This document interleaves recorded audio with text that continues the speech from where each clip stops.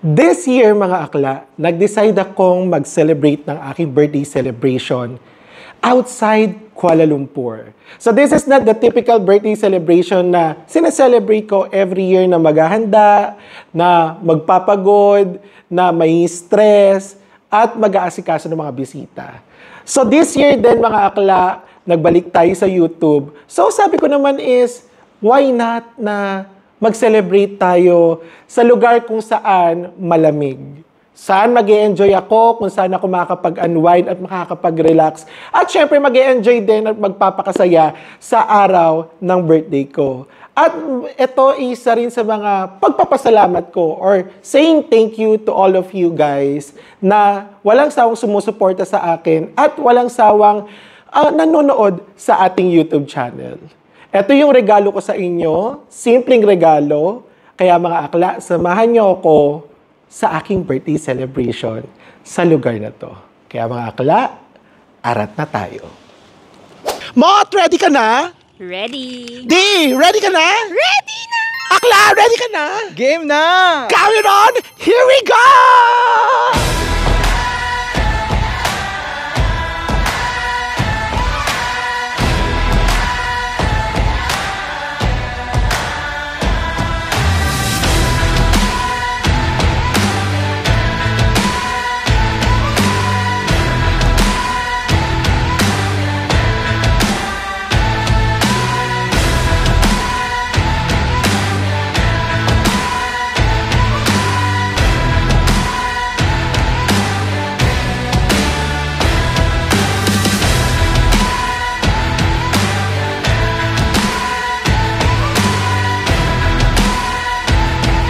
Mahiwagang salamin.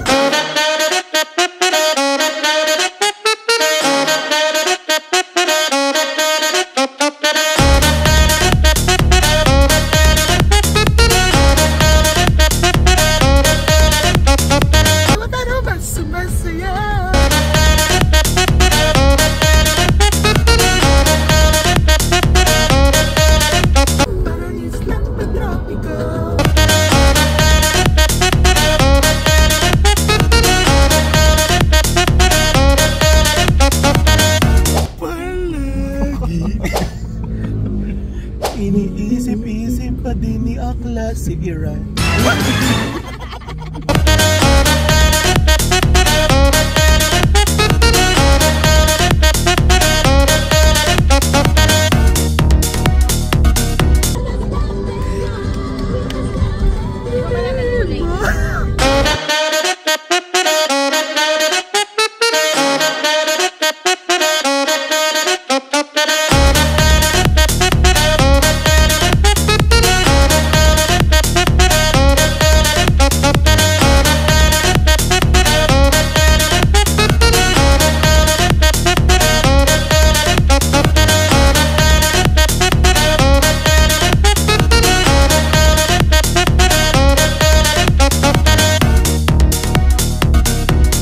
Yun na nga mga akla, we just arrived here in Cameron Highlands. Oh my God, napakalamig!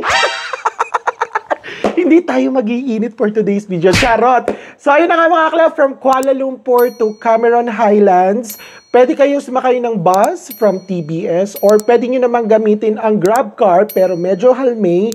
What we can suggest or what I can suggest is mag-in-driver kayo. Gamitin nyo yung app na yon, i-download nyo kasi pwede kayo makipaghagil or pwede nyo babaan at makipagtawaran ng pamasahe papunta dito sa Cameron Highlands. So kami, for 5 person or 5 to 6 persons, pwede nyo siyang makuha ng 260 ringgit.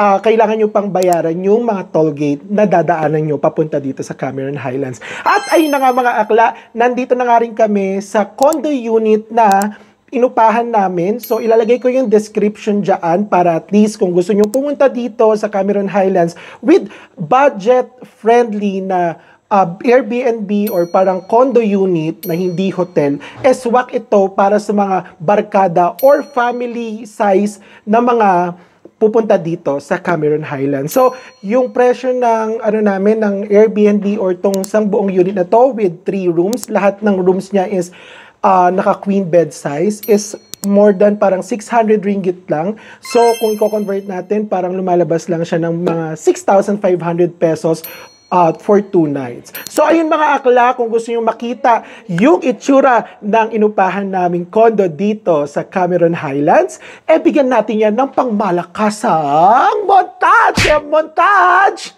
Pumasok ka na!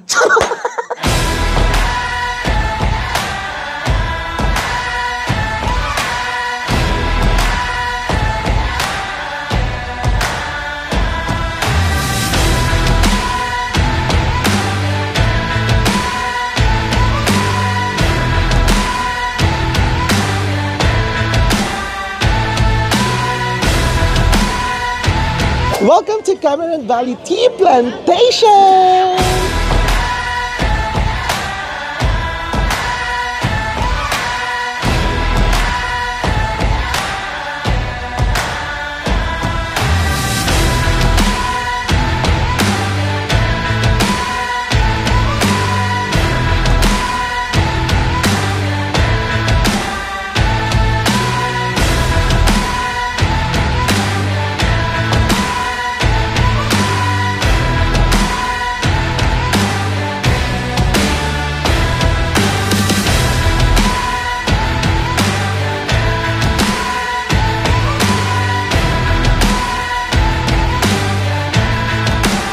Ayun na nga mga akla, kung nakita nyo nga yung Cameron Valley Tea Plantation, sobrang ganda, di ba? So ngayon naman mga akla, same location lang din. Nandito naman kami sa Cameron Valley Tea Restaurant, which is umorder kami ng mga snacks. Snacks po, laki ng burger. So ayun mga akla, from our hotel, mag-book lang kayo ng Grab or ano nga ba yun? In-driver. So, 10 to 15 minutes away lang siya from city proper. So, mararating nyo na agad tong Cameron Valley Tea Plantation and Restaurant. So, ayun. Anong in-order nyo, te? Ano yan? Ito. Scones. And then, meron siyang Strawberry jam. Saka, and parang whipped cream. whipped cream. Ano naman yan, Day? Yata. Ano? Chicken mushroom pie. Ang tara. Eto, yung mayaman nating friend. I had some scones as well, and you know the tea tarik float is very famous here. What? You should try. What? English.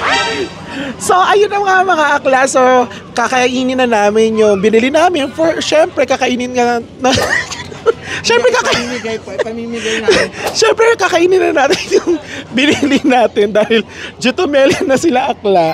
At samahan nyo na lang kami sa mga susunod nating destination. Dito lang yan sa Cameron Highlands. 30 minutes kami nakalitay bago kami kumain. Talaga mo? Talaga ba? 30 minutes daw?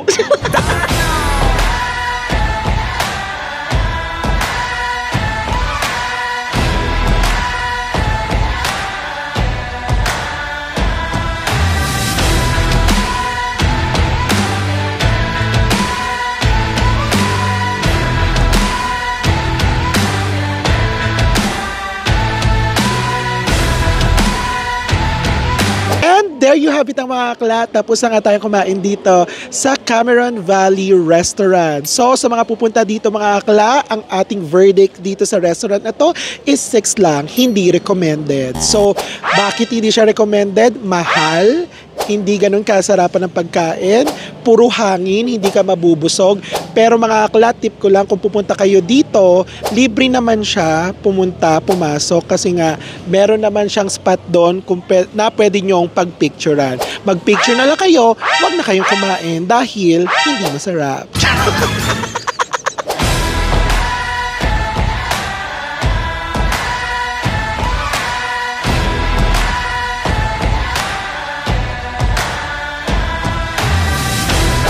Ayun na nga mga akla, sobrang lamig dito. Nakikita nyo naman, di ba mga akla? Oh, grabe, yung fog, te. Grabe, oh, tingnan nyo. Grabe, pag nagsasalita ka, umuusok. Nakikita nyo to? Grabe, ang usok, pero grabe talaga yung fog. So anong feels ngayon dito sa sa Cameron Highlands for you? This is like, you know, when I came to the US. Hindi nga, honestly. Very Baguio feels. I love the weather. To relax. Kaya lang wala kang kayaka. That's the Iba talaga yung usok. Kaya naman and Mot. Masarap dito. Malamig. Parang diba? Benguet Atok. Kabog. Ikaw, Mot. Wala ka nang makita. Sa totoo lang, kaya mausok dito. Kasi may nagba-barbecue. Ay hindi guys, pero hindi mo akalain na merong ganitong places sa Malaysia kasi kadalasan ng pinupunta nila is puro Kuala Lumpur, no. So parang 4 hours away from the city, marireach nyo na yung Cameron Highlands at saka makikita nyo at mararamdaman nyo yung ganitong kalamig na klima dito sa Malaysia. Kung meron tayong correct. Kung meron tayong Baguio sa Philippines, meron rin namang Cameron Highlands dito sa Malaysia. Kaya maghanap na tayo ng kakainan natin dahil hindi nga tayo na-solve doon sa kinain natin. Tama? Tama? natin ng Pilipinas. Dahil dyan, aarat na tayo, hahanap tayo ng kakainan para mabusog naman tayo dahil wala pa tayong kinakaing masarap at totoong pagkain dito sa Cameron Highlands.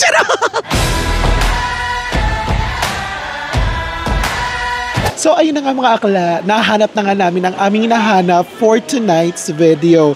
So magdi-dinner nga kami dito kay Adek Corner. So tong Adek Corner is makikita nyo lang siya sa mga daan-daan. So hindi ito yung para mga restaurant.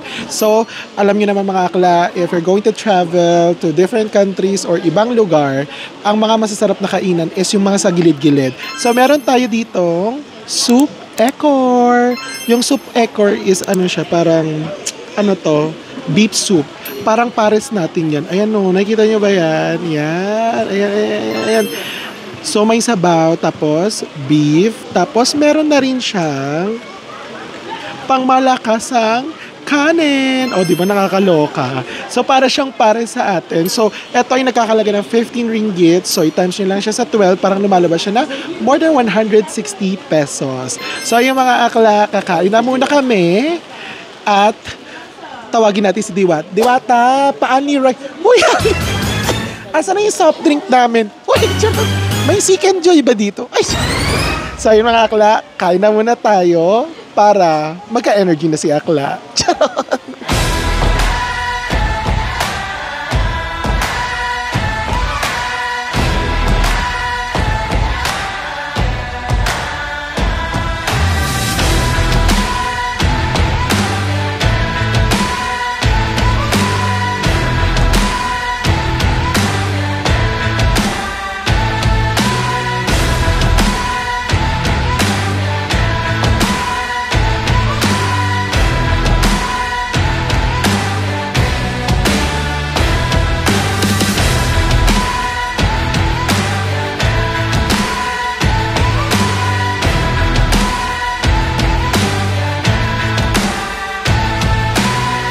Mga akla, tapos na nga tayo kumain dito sa Adek Corner and magbibigay na tayo ng rate natin for tonight's dinner.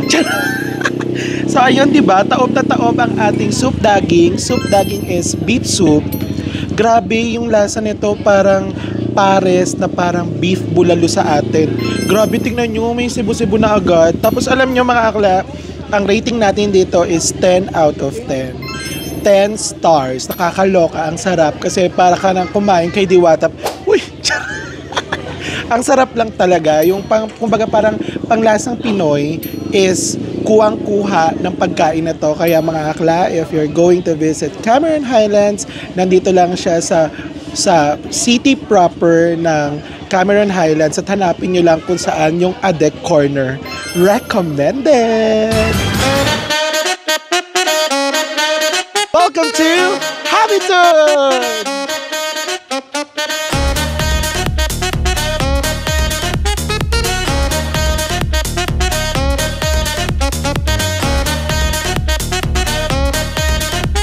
Imagine mga akla, simula alas 8 ng umaga nag-start na kami mag-tour-tour, pero isa pa lang yung napupuntahan namin. Tapos, diba, traffic na nga mga akla, tingnan nyo yan Hindi na yan gumagalaw. Hindi pa nakisama ang panahon. Jumujulanis Morissette.